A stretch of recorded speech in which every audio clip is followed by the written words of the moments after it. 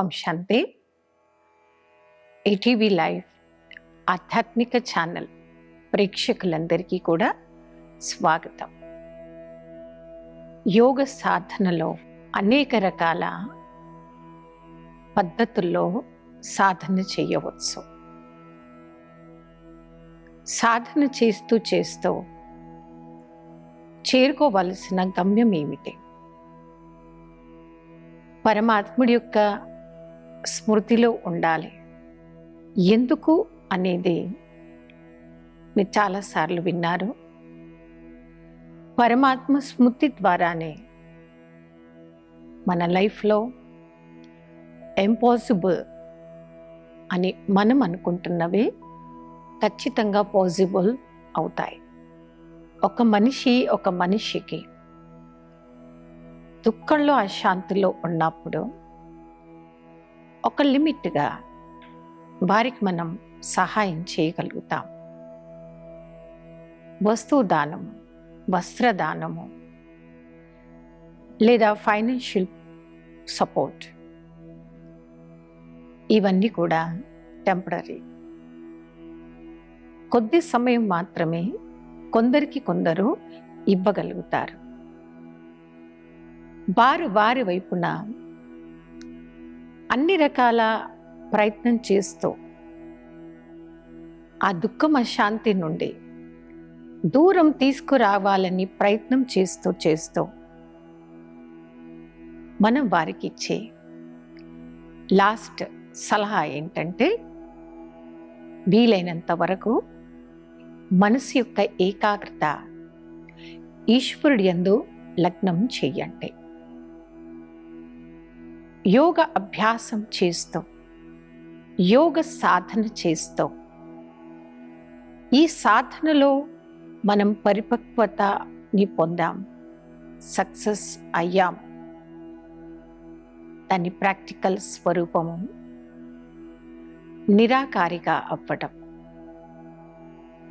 నిరాకారి అనగా ప్రాక్టీస్ చేయగా ఈ శరీరం నుండి సహజంగా డిటాచ్ అయిపోగలిగేటువంటి పవర్ మన ఆత్మలో పెరుగుతూ ఉంటుంది. రాజయోగ సాధన అంటే అర్థం అదే. మనం ఈ శరీరంలోనే ఉంటూ కంప్లీట్గా శరీరంతో డిటాచ్ అయిపోవాలి. సాధన చేస్తూ ఖచ్చితంగా మనకు ఆ స్థితి అనేది తయారవుతుంది. మన యొక్క మనస్సు, బుద్ధి ద్వారా శరీరము, శరీర సంబంధికులు, వస్తువులు, వైభవాలు యొక్క ప్రపంచం యొక్క ఆకర్షణల నుండి తేలికైన పద్ధతిలో మనస్సుని భగవంతుడి యందు లగ్నం చెయ్యాలి. అలా మనం చెయ్యగలిగినప్పుడే నిరాకారి అనగా మనసు యొక్క స్థితి భగవంతుడి యందు లగ్నం అవుతోంది. రెండవది నిర్వికారి. ఒక యోగి ఆత్మకు మహాశత్రువులు కామ, క్రోధ, లోభ, మోహ, అహంకారములు. యోగి ఆత్మ అనగా పరమాత్మ సేవలో ఒక గొప్ప సేవాధారి మారాడని అర్థం. ఒక సేవాధారి ఆత్మలో పొరపాటున కూడా అహంకారం యొక్క ఫీలింగ్స్ రావద్దు. అహంకారిగా మారితే వారిని గొప్ప సేవాధారిగా చెప్పబడదు. సేవా క్షేత్రంలో ఎట్టి పరిస్థితుల్లో కూడా ఒక్కడు కూడా ముందు వెయ్యలేరు. దానికి గల మూల కారణం, రీజన్, వారి మైండ్లో పెరిగినటువంటి ఈగో ఫైలెన్స్. యోగ సాధన చేయటంతో నిర్వికారి అహంకారం యొక్క భావన క్రోధం యొక్క భావన అనేది వాళ్ళు పూర్తిగా తగ్గిపోతుంది. అదేవిధంగా నిరాకార స్థితి, ఆకారము, సాకారము, నిరాకారము, ఇవి 3 రకాల లోకాలలో 3 రకాల స్థితులు ఉంటాయన్నమాట. సాకారము అనగా స్థూల నేత్రాలతో మనం చూస్తూ ఉంది, కనిపిస్తూ ఉంది. సూక్ష్మము, శరీరంలో ఉంటూ కూడా మెడిటేషన్లో ఒక అతీతమైనటువంటి ప్రపంచంలో ఉన్నట్టుగా అనుభవం చేయవచ్చు. నిరాకార స్థితి అనగా అక్కడ మన ఆత్మ తండ్రి పరమాత్మతో సంబంధాన్ని జోడిస్తూ వారి సమీపంలో ఉన్నట్టుగా ఆ యొక్క ఎక్స్పీరియన్స్ని మనం ఫీల్ చేయవచ్చు. శరీరానికి కొన్ని జబ్బులు కొందరికి ఎలా వస్తాయంటే, వారి బాడీపై ఎలాంటి మెడిసిన్స్ పనిచేయవు, జబ్బు తగ్గటం లేదు. అలాంటి వారికి కొన్ని ట్రీట్మెంట్స్ నేటి ప్రపంచంలో వచ్చేసాయి. వారిని ఏం చేయడానికి ప్రయత్నం చేస్తాం? వీరికి తెలియకుండానే మనస్సులో తెలియని ఫ్రస్ట్రేషన్ని నింపుకున్నారు. ఆ తెలియని ఫ్రస్ట్రేషన్ని ఆలోచిస్తూ జీవితంలో కంప్లీట్ సంతోషాన్ని కోల్పోయారు. జీవితంలో కంప్లీట్ సంతోషాన్ని కోల్పోయిన వ్యక్తి, వారిని మనం అంటాం ఫలానా వ్యక్తి డిప్రెషన్ కండిషన్లో ఉన్నారు. మన యొక్క మైండ్, హ్యూమన్ మైండ్ యొక్క నేచర్ ఏంటంటే థింక్ చేయడం. అది నాన్ స్టాప్గా థింక్ చేస్తూనే ఉంటుంది. అలా ఆలోచన ప్రభావం, ఆలోచనలు నెగిటివ్, ఓవర్ ఫ్రస్ట్రేషన్ మన మైండ్ పెరిగినప్పుడు దాని యొక్క ఫైనల్ స్వరూపమే మనిషికి తెలియని డిప్రెషన్ అనేది వచ్చేస్తుంది.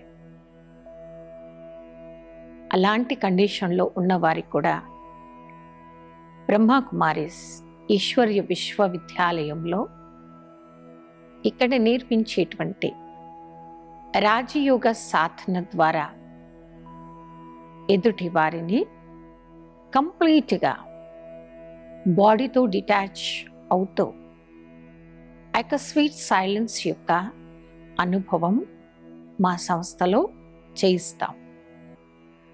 అలాంటి ఎక్స్పీరియన్స్ని చేయడమే దాన్ని అంటారు నిరాకారి, నిర్వికారిగా అవ్వడం, నిరాకారిగా అవ్వడం.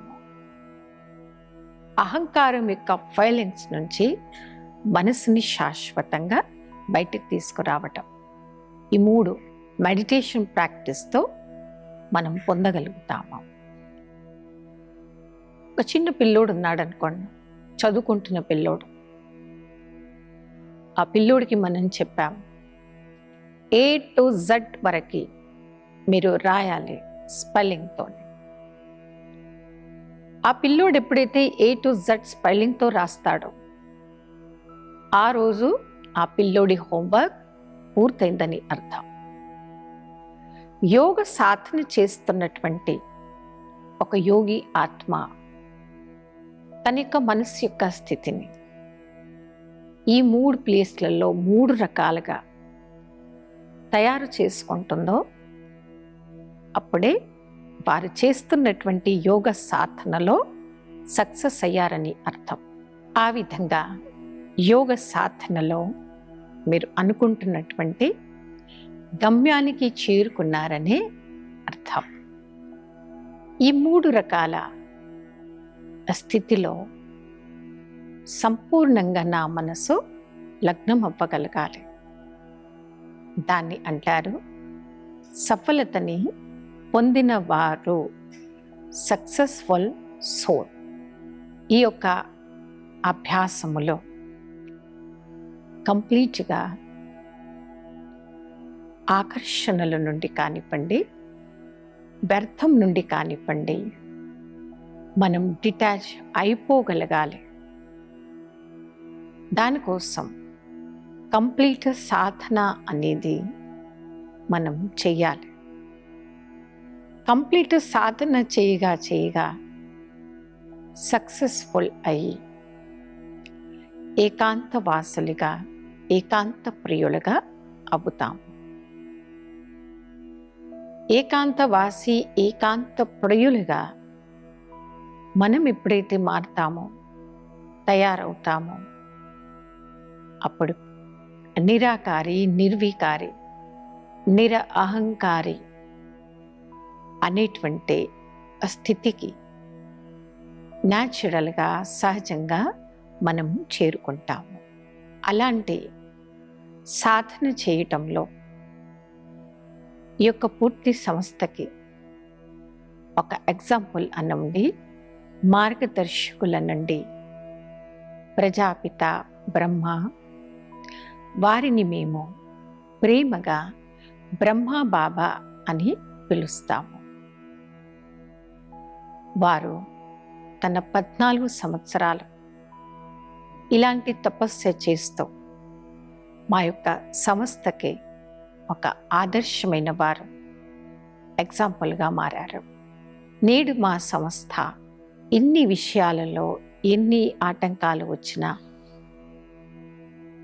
ఎన్ని పరిస్థితులు వచ్చినా, ఎంత అపోజిషన్ ఉన్నా సక్సెస్ కాగలిగి ఆదర్శవంతంగా తయారయ్యారు. దానికి మూల ఆధారం ప్రజాపిత బ్రహ్మ. వారు మాకు ఒక ఎగ్జాంపుల్ అయ్యారు. వారు చేసినటువంటి అన్ని సంవత్సరాల తపస్యకి వారు సాధించినటువంటివి ఈ 3: నిరాకారి, నిర్వికారి, అహంకారిగా వారు మారారు. ఆ విధమైనటువంటి సాధన మనం కూడా చేద్దాం. ఏ విషయంలో కూడా దేహం, దేహ సంబంధాలు, దైహిక ఆకర్షణలు అనేటువంటి ఒక బంధనం మన యొక్క మైండ్ని బంధించుకోవడం బలవంతంగా, దాన్ని లీజర్ నేచర్ అని అంటారు. ఒక లీజర్ బలవంతంగా స్లాబ్ని పట్టుకుంటుంది. స్లాబ్ని లీజర్ పట్టుకొని గట్టిగా అరుస్తూ ఉంటుందంట. మీరు కూడా ఇళ్లలో గమనించండి. లీజర్ సౌండ్ మనకి ఇరిటేషన్ పుట్టిస్తూ ఉంటుంది.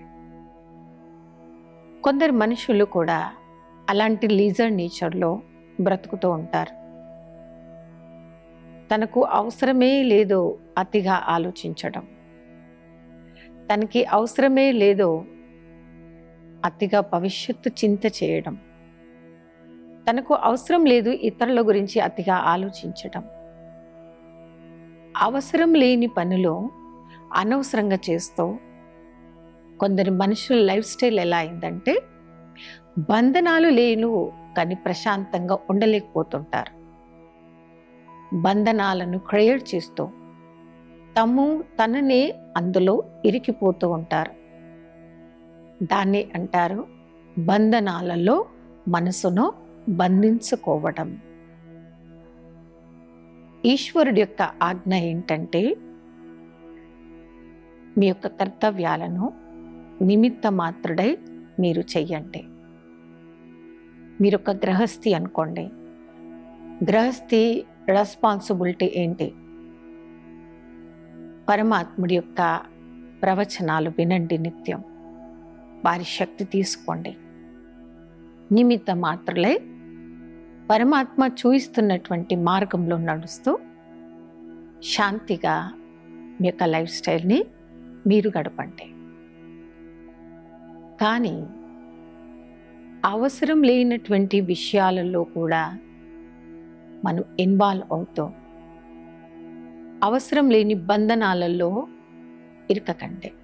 అలా బంధన ముక్తులుగా మనం తయారవ్వాలి. అప్పుడే సహజంగా నిరాకారులుగా, అంటే శరీరంలో ఉంటూ కూడా పరమాత్మ వద్దకి మన మనసుని తీసుకెళ్ళి లగ్నం చేయవచ్చు. అప్పుడు మన సెకండ్ స్వరూపం నిర్వికారి. ఒక యోగి ఆత్మ యొక్క మనస్సు భగవంతుడి యందు సహజమైన రీతిలో లగ్నమైపోతే పొరపాటున కూడా వారి వద్దకు వికారి సంకల్పాలు, వికారి దృష్టి, వికారి ఫీలింగ్స్ రావు. అలాంటి సంకల్పాలు, అలాంటి ఫీలింగ్స్ నుంచి ఈజీగా మనం బయటకు రావచ్చు. ఇరికిపోవడం తెలివిమంతుడి లక్షణం కాదండి.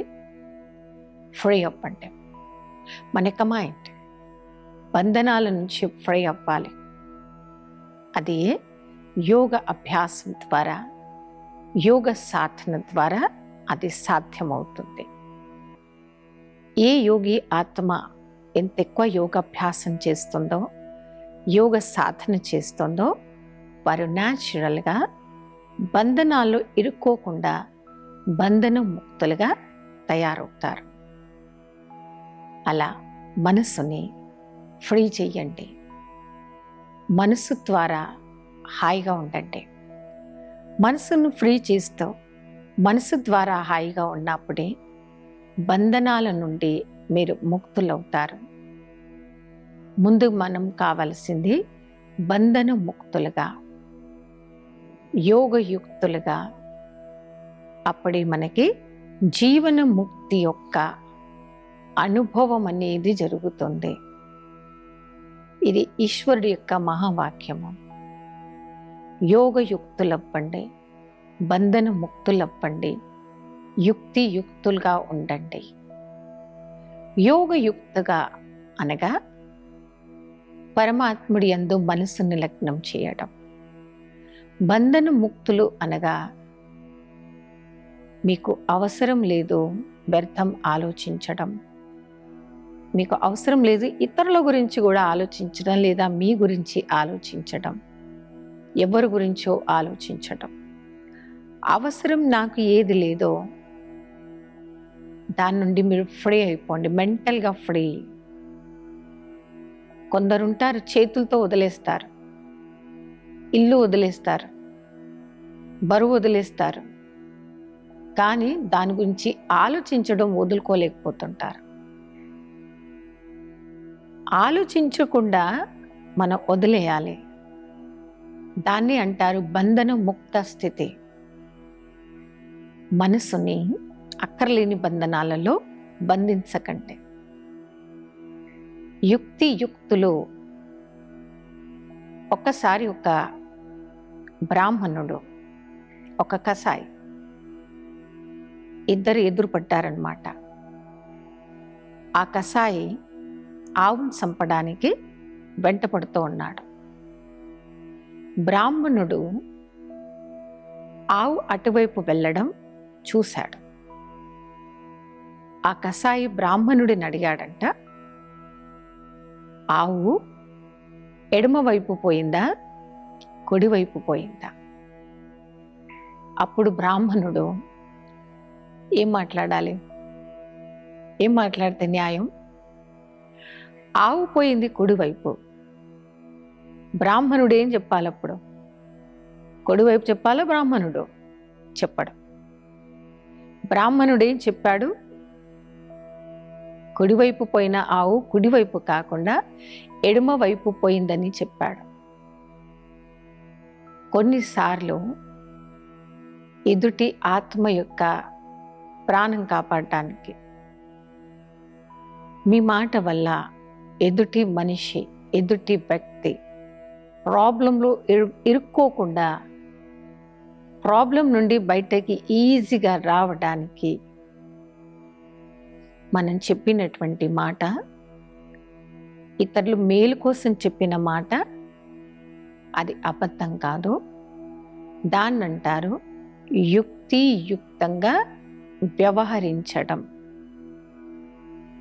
ఏ వ్యక్తి అయితే యుక్తియుక్తంగా వ్యవహరిస్తారో వారికి తప్పకుండా జీవన ముక్తి యొక్క ఎక్స్పీరియన్స్ని చెయ్యగలుగుతారు.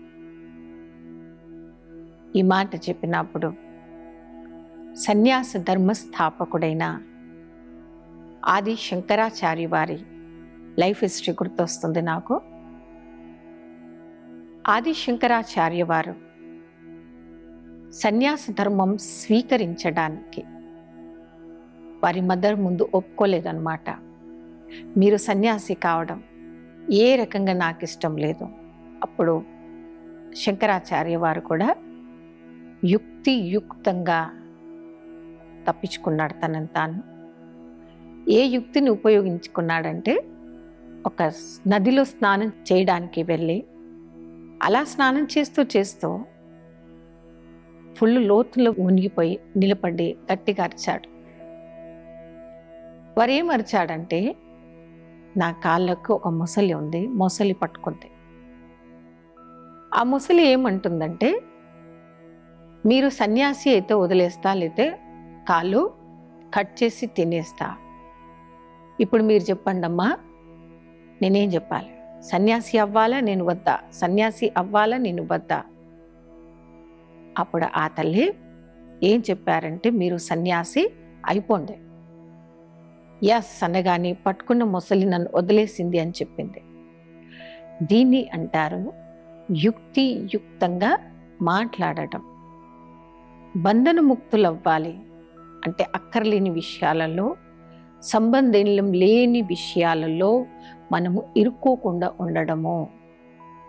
తర్వాత ఎలా ఉండాలి? యుక్తియుక్తులుగా, తెలివిమంతులుగా మనం వ్యవహరించాలి. తర్వాత స్థితి యోగయుక్తులుగా ఉండాలి. వ్యవహార జీవితంలో కొన్ని ఆటంకాలు వస్తుంటాయి, కొన్ని పరిస్థితులు వస్తూ ఉంటాయి. అప్పుడు ఏం చేయాలో కూడా కొందరికి తోయదు. అలాంటప్పుడు యోగయుక్తులుగా ఉండడము అనగా మనం భగవంతుణ్ణి సలహా అడగాలి. అడగవచ్చు. ఏదో ఒక రకంగా మీరు యోగయుక్త స్థితిలో ఉంటూ ఆ సమస్య నుండి బయటకు రావడానికి పరమాత్మని సలహా తీసుకోండి.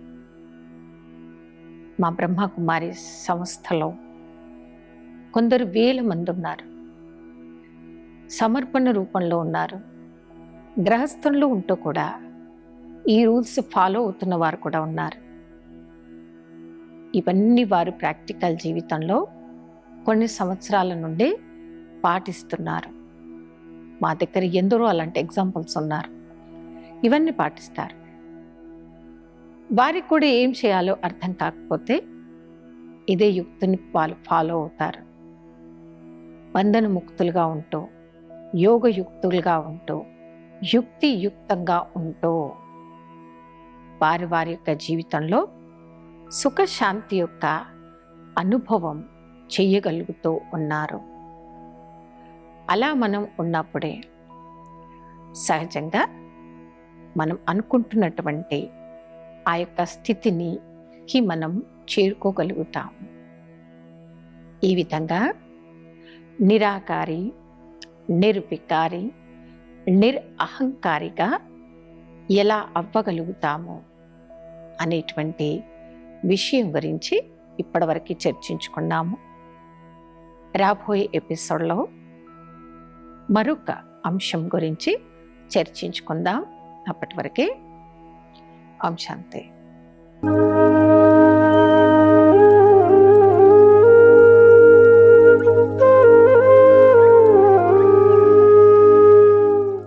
కార్యక్రమాన్ని తిరిగి చూడాలనుకుంటే www.youtube.com/ETV Life Spiritual లో చూడవచ్చు.